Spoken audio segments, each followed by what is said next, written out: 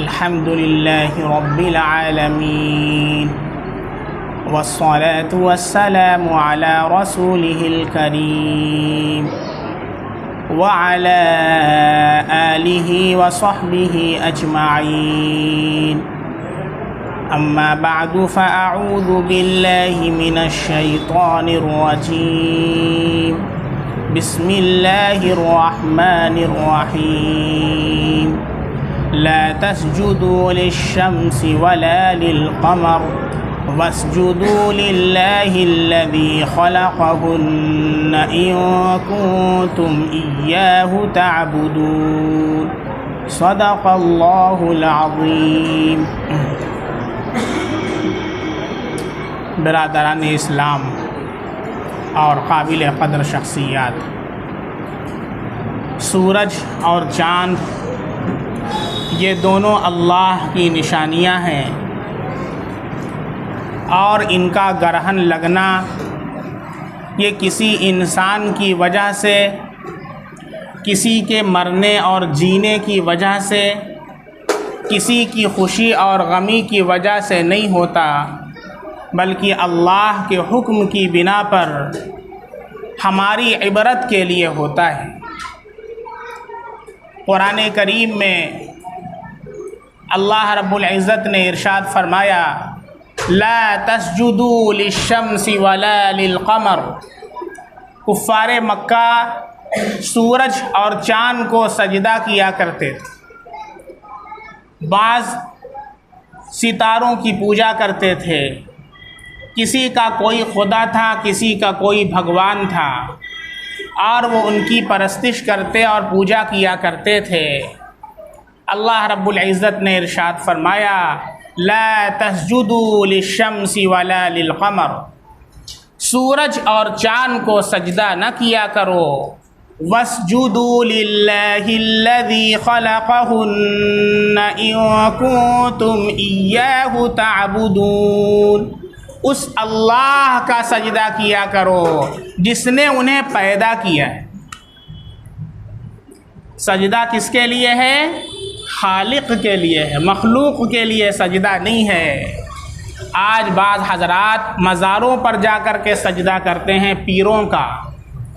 کوئی کچھوچھا جا رہا ہے، کوئی اجمیر جا رہا ہے، اور جا کر کے کوئی نظام الدین اولیاء کی مزار پر جا رہا ہے، اور وہاں پر جا کر کے سجدہ کر رہے ہیں. سجدہ کرنا اللہ کے علاوہ کسی کو، چاہے اللہ کے نبی کیوں نہ ہو، ناجائز اور حرام. اللہ کے نبی صلی اللہ علیہ وسلم تشریف فرما ہیں. ایک صحابی ہیں حضرت معاذ بن جبل رضی اللہ عنہ. ان کا سفر ہوتا ہے، اور وہاں سے جب واپس آتے ہیں تو وہ آ کر کے اللہ کے نبی صلی اللہ علیہ وسلم کو سجدہ کرنے لگتے ہیں. آپ نے پوچھا یہ عمل تم نے کیوں کیا؟ انہوں نے کہا کہ ہم نے وہاں کے عیسائیوں کو دیکھا ہے کہ وہ اپنے بادشاہوں کے سامنے جھکتے ہیں، انہیں سجدہ کرتے ہیں، ان کا ادب اور تعظیم کرتے ہیں. اللہ کے نبی صلی اللہ علیہ وسلم نے فرمایا کہ سجدہ اگر کسی کے لیے جائز ہوتا تو میں عورتوں کو یہ حکم دیتا کہ اپنے شوہروں کا سجدہ کریں، لیکن سجدہ اللہ کے علاوہ کسی کے لیے جائز نہیں ہے. اس لیے پیروں کا سجدہ کرنا، مزارات کا سجدہ کرنا، بزرگوں کا سجدہ کرنا، یہ اسلام کے اندر ناجائز ہے. بعض حضرات اسے سجدہ تعظیمی کہتے ہیں اور اس پر دلیلیں پیش کرتے ہیں. میرے نبی صلی اللہ علیہ وسلم سے بڑھ گئے ہیں لگتا ہے، وہ اللہ کے نبی سے بڑھ کر کے ان کا علم ہے. لگتا ہے کہ اللہ کے نبی کے بعد نبوت ان کو مل چکی ہے. اللہ کے نبی تو منع فرما رہے ہیں سجدہ کرنے سے، اور یہ کہتے ہیں کہ نہیں سجدہ تعظیمی جائز ہے اور سجدہ عبادت ناجائز ہے. اگر یہ تقسیم ہوتی تو میرے نبی صلی اللہ علیہ وسلم اس کی وضاحت فرماتے، لیکن آپ نے نہیں فرمایا، آپ نے منع فرما دیا. اس سے کیا پتہ چلا؟ اس امت کے اندر کوئی سجدہ اللہ کے علاوہ کسی کا جائز نہیں ہے، خواہ وہ سجدہ تعظیمی یا سجدہ تحیہ یا کچھ بھی اس کا نام دے لے. شرک ناجائز اور حرام ہے اور شرک کی بو سے بھی بچایا گیا ہے۔ چنانچہ اگر کوئی نماز پڑھتا ہے اور نماز کسی کے دکھلاوے کے لیے پڑھتا ہے، کسی کے دیکھنے کی وجہ سے سجدہ لمبا کرتا ہے، تو اسے شرک خفی کہا گیا ہے۔ ایک ہے شرک جلی، اللہ کے علاوہ کسی کی پوجا کرنا کھلم کھلا، اور ایک ہے شرک خفی، یعنی دل کے اندر غیر اللہ کے لیے اپنی عبادت کو خاص کرنا۔ یہ کیا ہے؟ شرک خفی ہے، اس سے بھی اسلام کے اندر منع کیا گیا۔ اس لیے اللہ رب العزت نے ارشاد فرمایا لا تسجدوا للشمس ولا للقمر، سورج اور چاند کا سجدہ نہ کرو، واسجدوا للہ الذی خلقہن ان کنتم ایاہ تعبدون، اس اللہ کا سجدہ کرو جس نے انہیں پیدا کیا ہے اور اسی کی تم عبادت کرتے ہو۔ سورج اور چاند گرہن کے متعلق بخاری و مسلم کی روایت ہے، اللہ کے نبی صلی اللہ علیہ وسلم ارشاد فرماتے ہیں کہ سورج اور چاند یہ دونوں اللہ کی نشانیوں میں سے ہیں، لہذا جب کبھی انہیں گرہن لگے تو نماز کی طرف متوجہ ہو جاؤ، ذکر اللہ کی طرف متوجہ ہو جاؤ، توبہ اور استغفار کی طرف متوجہ ہو جاؤ۔ چنانچہ جب سورج گرہن ہو تو اس کے لیے نماز جماعت سے ادا کرنا مسنون ہے، اس کے لیے اسے صلاۃ خسوف کہتے ہیں، جماعت سے نماز پڑھی جاتی ہے۔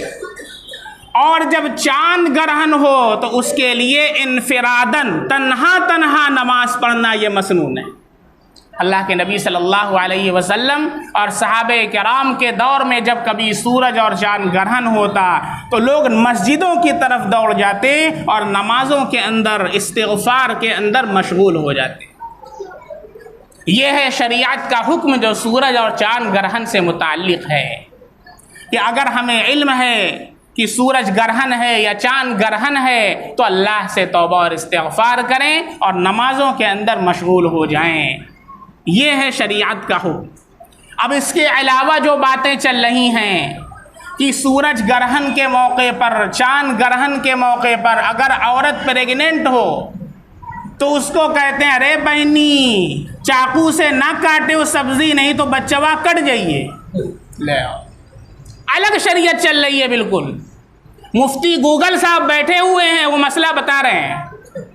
ایک صاحب نے مجھ سے مسئلہ پوچھا، میں نے مسئلہ بتایا، کہہ رہے ہیں وہ فلاں صاحب نے یہ کہا ہے۔ میں نے کہا سارے مسائل انہی سے پوچھ لیا کیجئے، طلاق کے مسائل، وراثت کے مسائل، پیدائش سے لے کر موت تک کے مسائل، سارے مسائل پوچھئے۔ بھائی مفتی بننا ہو تو سارے مسائل میں بنیے۔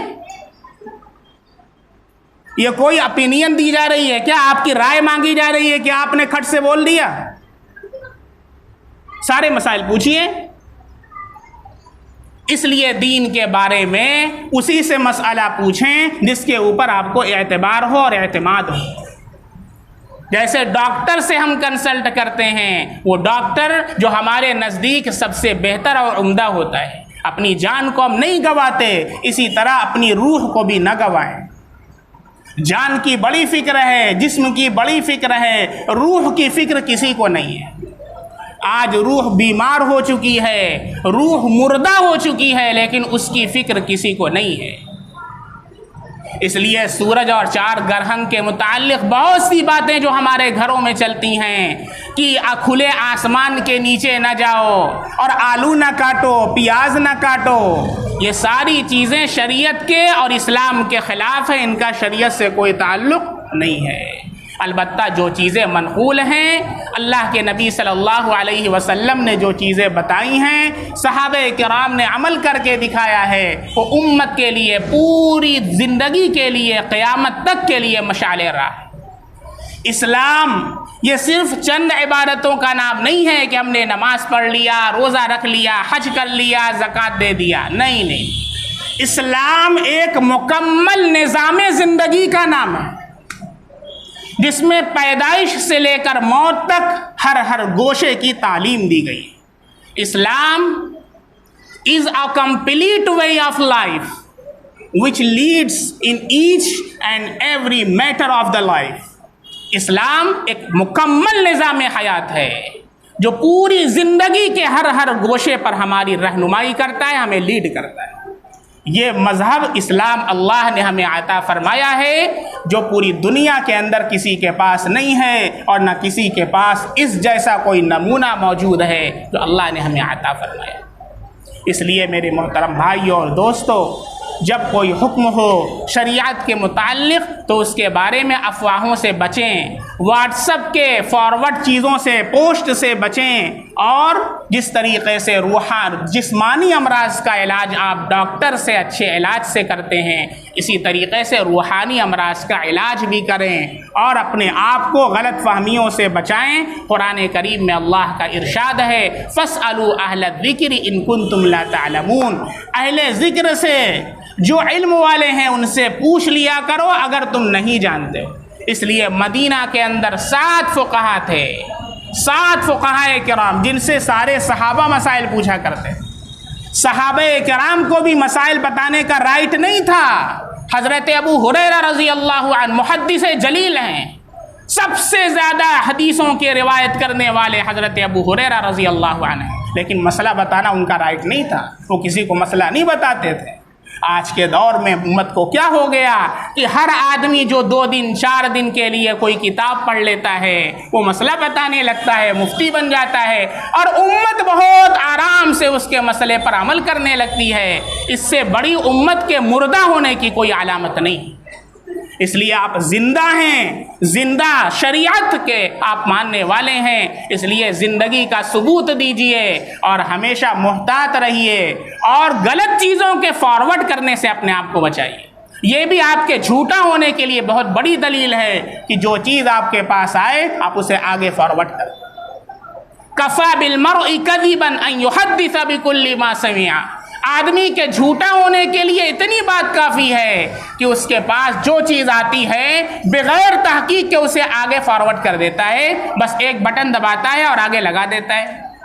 نہیں، یہ سب سے پہلے ہم کو تحقیق کرنا ہے اور اس کے بعد اسے آگے ہمیں پہنچانا ہے۔ بہت سی چیزیں ہمارے درمیان، ابھی رمضان کے اخیر جمعہ کے متعلق بہت سے لوگ ایک نماز فارورڈ کر رہے تھے کہ آج کے دن جو 4 رکعت نماز پڑھ لے اور نماز کو اس طریقے سے پڑھ لے، سورہ فاتحہ اتنی بار پڑھ لے، قل هو اللہ اتنی بار پڑھ لے، تو پھر اس کے زندگی بھر کی ساری نمازیں معاف۔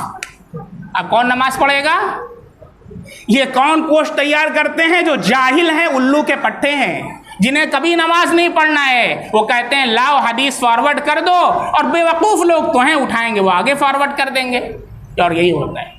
اب کتنے ایسے لوگ ہیں جو رمضان کے اخیر جمعہ کو 4 رکعت پڑھ لیتے ہیں، پورے سال بیٹھ جاتے ہیں، بھیا کیا ہو گیا نماز کے لیے؟ ارے 4 رکعت پڑھے تھے مفتی صاحب، جائیے اپنے کام سے، نماز سے لینا دینا ہے۔ یہ کیوں ہو رہا ہے؟ اس لیے کہ ہم نے بغیر سنے اور دیکھے، بغیر تحقیق کیے، ہم نے اس پوسٹ کو فارورڈ کر دیا جو ایک الو کے پٹھے نے بھیجا تھا اپنے موبائل سے۔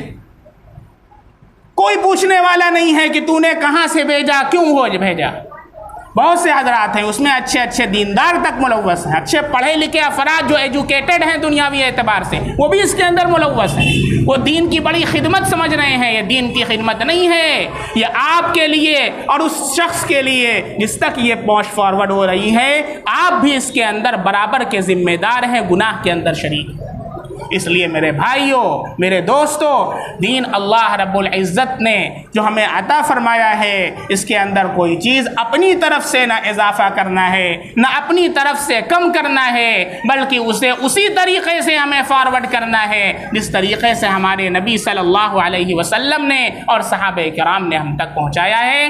سورج و چاند گرہن سے متعلق جو باتیں بتائی گئی ہیں، یہ اللہ کے نبی صلی اللہ علیہ وسلم کے احکامات ہیں۔ ان کے علاوہ جتنی باتیں خرافات میں سے ہیں وہ ہمارے درمیان رائج ہیں، ان کی کوئی حقیقت نہیں ہے۔ اللہ تعالی ہم سب کو شریعت حقہ کا علم عطا فرمائے، دین کی سمجھ عطا فرمائے، اور ہر خرافات سے بدعات سے اللہ امت کو محفوظ فرمائے۔ وآخر دعوانا الحمد للہ رب العالمین۔